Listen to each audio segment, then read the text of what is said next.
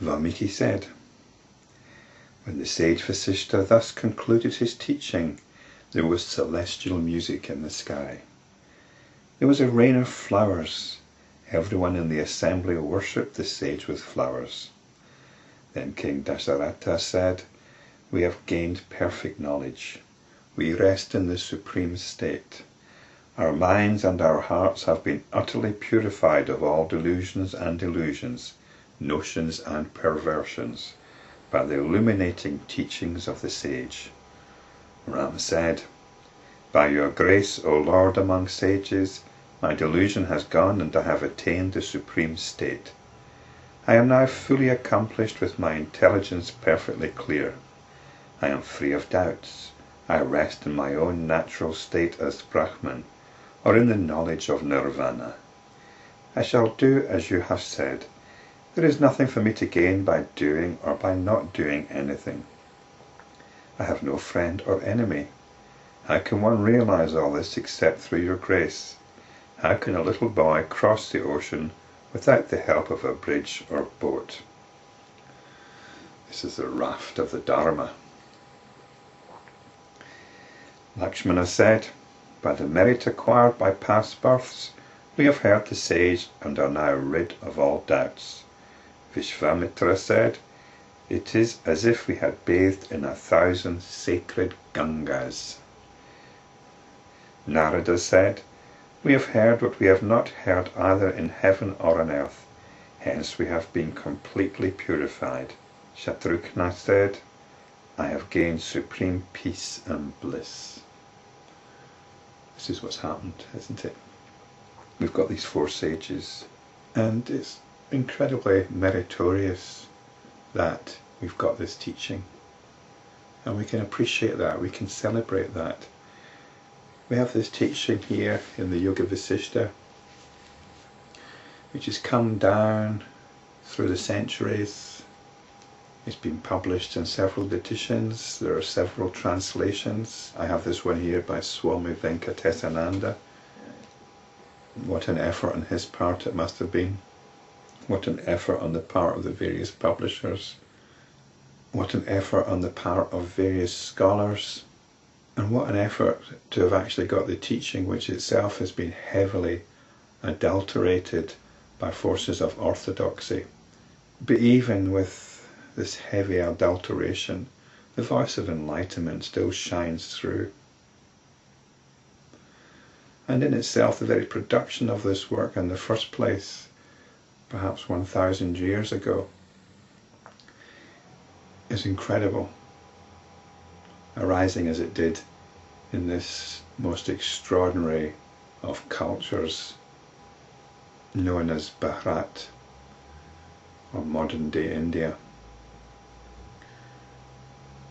What other land has produced this wealth of wisdom, this wealth of inquiry into the nature of our situation, the nature of consciousness? This is so difficult to appreciate. So the merit is being reaped, and we're being bathed in the water of 1,000 holy rivers. One holy river is particularly the river Ganges, is immense enough, but we've got 1,000 of them. And we've heard before what's not been heard either in heaven or on earth. It is fresh, this teaching is fresh. Even though it was written down 1,000 years ago or so, it is fresh. The wisdom comes from the source, and it's purifying. From it we realize our true nature, the nature of Brahman. It points us to our true nature, the nature of Brahman, which is supreme peace and bliss. After they had all spoken, the sage Vasishta said to the king, at the conclusion of the recitation of a scripture, the Holy One should be worshipped. Hence fulfill all the wishes of the Brahmanas. you will attain the fruits of this sacred undertaking." Then the king invited 10,000 brahmanas from all over the country. He worshipped them, he fed them, he lavished gifts on them. Later he adored the citizens, the servants, the poor and the crippled ones. So this is in keeping with the cultural traditions. After that, there was a great celebration in the capital, which included music concerts and dance performances, recitation of the Vedas and other scriptures. Then all these artists were entertained with food and drinks, and lavish gifts of clothes and jewels were bestowed upon them. The enlightened king Dasaratha celebrated the successful completion of sage Vasishta's teaching for a whole week with a variety of entertainments and religious rites. So it was a great party, a great party. But how do you celebrate this teaching? These videos are my response to the Yoga Vasishta. And it might seem, well, I've done a lot of work here. I've done a lot of work in recording, editing and posting these videos. But actually, it's minuscule. It's minuscule compared to the import, to what is being conveyed in the Yoga Vasishta.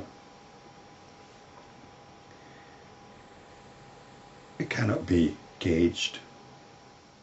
The significance of what is being conveyed in the Yoga Vasishta cannot be reflected accurately by any level of celebration.